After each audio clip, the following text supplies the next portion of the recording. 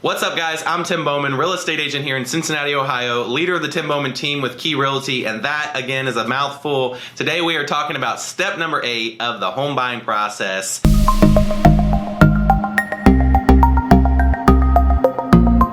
parts to buying your first house. We are at the final part, which is closing. This is the part that everybody has been patiently waiting, anxiously awaiting to get to, right? This is the best part. This is where you get your house, someone else sells a house, you get your keys, we get paid as real estate agents, the selling agents get paid, the lenders get, everybody gets paid, everybody gets a home, and everybody's happy, right? So let's talk about what that looks like. So closing.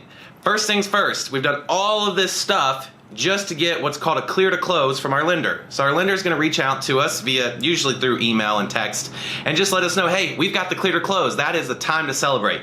So once you've got your clear to close or your green light for signing on your paperwork, then you're going to get your closing disclosure. Now, there's a closing disclosure that just breaks down the numbers, how much you're paying for the house, all the different things that if you're borrowing money, what that payment's going to look like. And there's a certain amount of time that you as the buyer are supposed to be able to review that information in order to be able to make sure that when you go to the closing table, you had enough time to really think it over, really look it over, and you do feel confident and comfortable signing for that loan, so that they make sure. And there's laws, and we're not going to get into all that. Just know that you have to have at least had those numbers within 72 hours of the closing, so that you can make sure that you have adequate time to feel comfortable with those numbers, right? Moving on, you've got your closing disclosure, you're happy with the numbers.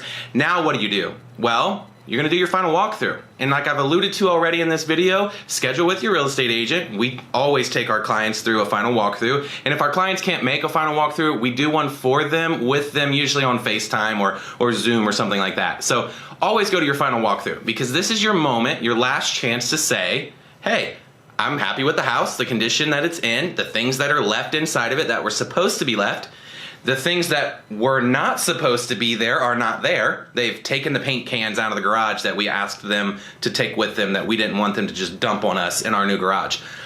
Or they didn't take the washing machine that we agreed to that they were going to leave for us. So make sure everything's in great condition. You're happy. You still want to buy it. You can sign on the dotted line. And this usually happens within 24 hours of your actual closing. So you've done your final walkthrough, the lights are still on, the electricity's still working, the plumbing is still working, turn on the sinks, flush the toilets, make sure that everything's in working order, because you're supposed to reach out to utility companies, trash companies, and electrical companies to let them know that you're going to be buying this house, and they don't need to turn those things off. They should just do a transfer of the accounts. So having deactivation and activation fees and all that stuff and trouble involved with buying and selling the home, that it's really just a simple, these days, click of the computer. It create an account for you. On your final walkthrough, the house should still have all those things functioning. So make sure that they are, so that your move-in is seamless. Also, at this point, you should be knowing your move-in date. Obviously, you have your closing date scheduled. So schedule your moving company, or get all your friends riled up, because you're going to give them pizza and they're going to come help you move and lift all the heavy couches that you have to get over to your new place, right? So with that being said, let's talk about wiring money. A lot of times when you're buying a house, you're going to have money to put as a down payment and closing costs. That sometimes can add up to thousands of dollars, sometimes tens of thousands of dollars.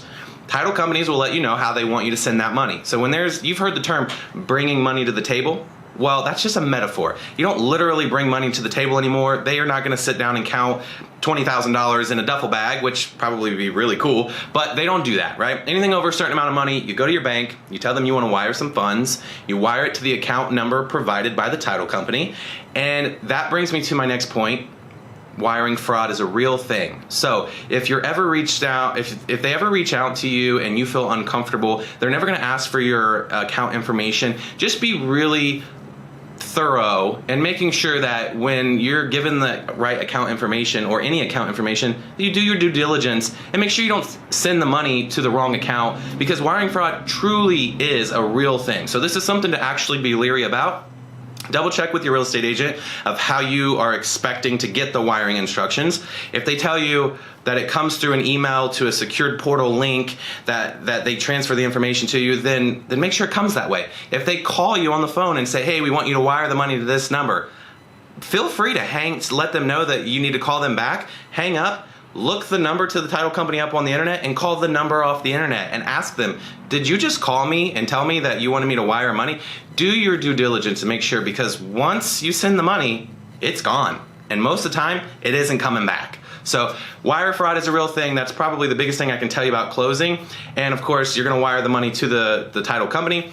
Other than that, there's a such thing as a roundtable closing where the sellers and you, your agent, and their agent, you're all gonna get together in a room or sitting around a table. You're gonna sign your documents. They're gonna hand you the keys. We're all gonna celebrate, take pictures, post it on Facebook, tell everybody that we know we bought a new house, and have an exciting time trying to rally up people to help us move, right? But there's another way to do it. Not always is everyone able to make their schedules match. Sometimes people are moving out of state for work and the sellers have already relocated to their new state. So they might have to mail the paperwork away. And those sellers will sign their documents and mail them back to the title company.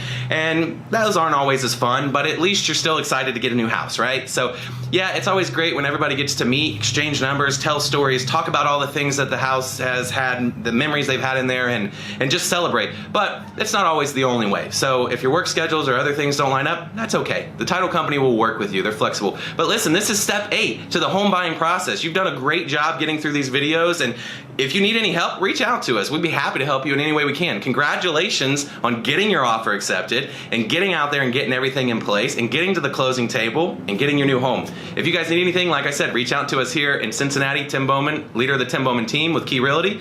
See you later.